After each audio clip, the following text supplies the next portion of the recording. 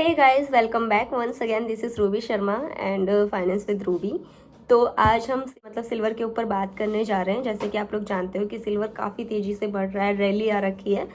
तो क्या क्या रीज़न हो सकते हैं सिल्वर के बढ़ने के, तो आज मैं आपको 5 पॉइंट बताऊंगी सिल्वर के बढ़ने के। क्योंकि जैसे बाकी स्टॉक जो रहते हैं वो या तो फोमो फोमो में बढ़ते हैं या उनमें कोई मैनिपुलेशन चल रहा होता है, ठीक है। बट सिल्वर में कोई फोमो नहीं है, कोई मैनिपुलेशन नहीं है। इसके जेनवनली कोई 4 से 5 रीज़न है इस वजह से सिल्वर बढ़ रहा है। सिल्वर के बढ़ने का जो पहला रीज़न है वो इंडस्ट्रियल डिमांड है। क्योंकि सिल्वर जो है वो एक सिर्फ ज्वेलरी या गोल्ड बार या गोल्ड कॉइन तक सीमित नहीं रहा, या मेटल तक सीमित नहीं रहा है। इसमें इंडस्ट्रियल डिमांड बढ़ रही है। जैसे कि सोलर पैनल्स एंड जो इलेक्ट्रिक व्हीकल्स होते हैं एंड इलेक्ट्रॉनिक्स आइटम होते हैं, लाइक जो चिप होती है कंप्यूटर की, उनमें सिल्वर का यूज़ हो रहा है। और भी कुछ ऐसे आइटम्स हैं इलेक्ट्रॉनिक सोलर्स करके, जिनमें सिल्वर का इंडस्ट्रियल डिमांड काफ़ी बढ़ रहा है। तो पहला रीज़न तो यही है। दूसरा जो रीज़न है वो इन्फ्लेशन का है। क्योंकि इन्फ्लेशन बढ़ रहा है का 6 से 7% के अराउंड, और जो हमारी करेंसीज है डॉलर या रुपी वो वीक हो रही है इन्फ्लेशन के अकॉर्डिंग।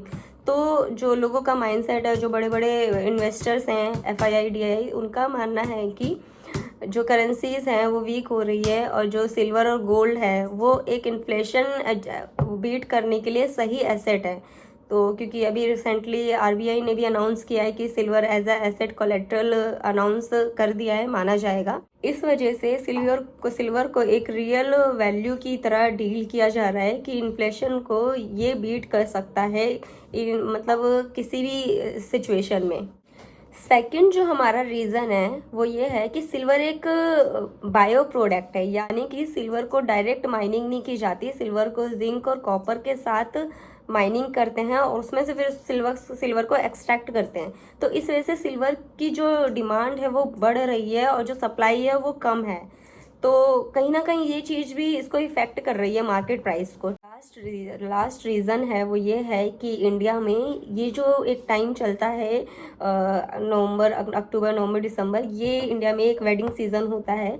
तो और फेस्टिव सीज़न, वेडिंग सीज़न होता है। तो इस टाइम पे प्रीशियस मेटल की, गोल्ड सिल्वर चांदी, इन सब चीज़ों की बहुत ज़्यादा डिमांड होती है। जैसे कि अभी दिवाली गया तो दिवाली में भी काफ़ी ज़्यादा चांदी की, सिल्वर की डिमांड थी। फिर अभी वेडिंग सीज़न है तो इस टाइम पे लोग ज्वेलरीज बनाते हैं, बाय करते हैं, क्योंकि ये पूरा वेडिंग सीज़न रहता है। इस वजह से भी इंडियन मार्केट में सिल्वर की जो डिमांड है, उसकी प्राइस है, वो हाई पे जा रही है, रैली में आ रही है। तो ये जो है सिल्वर का जो ये टॉपिक है, इसका रीज़न ऐसा नहीं है कि सिल्वर एक फोमो में बढ़ रहा है। इसके पीछे एक फंडामेंटल ड्राइविंग रीज़न है। क्योंकि बहुत, जैसे कि मैंने आपको इतने सारे रीज़न तो बता ही दिए हैं, तो ये एक अप ट्रेंड रैली बना हुआ है सिल्वर का, कि सिल्वर कंटिन्यूसली बढ़े जा रहा है। बट अभी रिसेंट बीच में दिवाली के बाद, दिवाली से एक दिन पहले ही शायद सिल्वर में फिर करेक्शन भी आया था। तो एक शॉर्ट टर्म में पुल बैक आ सकता है सिल्वर में। और शॉर्ट टर्म में, क्योंकि अगर लोग बाय करते हैं तो कहीं ना कहीं प्रॉफिट भी बुकिंग होती है, करेक्शन, पुल बैक, ये सब फेस होता है, करना पड़ता है।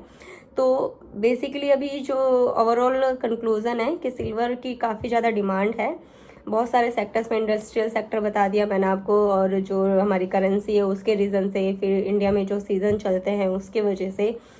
तो ये सारे रीज़न हैं, और फिर डिमांड और सप्लाई तो मेन रीज़न है ही।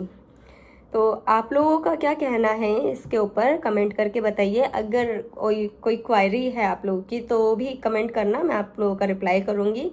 और प्लीज़ मेरे चैनल को सब्सक्राइब करिए, वीडियो को लाइक करिए एंड अपने दोस्तों तक शेयर करिए, क्योंकि इसकी नॉलेज होनी ज़रूरी है सबको। और आप लोग अभी से ही सिल्वर या गोल्ड में ETF SIP कर सकते हो, क्योंकि अगर आप अभी से इन्वेस्टमेंट स्टार्ट करोगे तो इसकी आपको अपॉर्चुनिटी का जो रिजल्ट रहेगा वो आपको दिखेगा। आप SIP कर लीजिए गोल्ड ETF सिल्वर में, या फिर आप इसको बाय करके रखिए, आपको जैसे भी ठीक लग रहा है। लाइक कि इन्वेस्टमेंट आप करोगे सिल्वर या गोल्ड में तो आप लोग के लिए काफ़ी बेनिफिट रहेगा, क्योंकि स्टॉक्स तो है ही, लेकिन अपना जो आपका पोर्टफोलियो रहता है उसको भी आपको डाइवर्सिफाई करके चलना पड़ता है।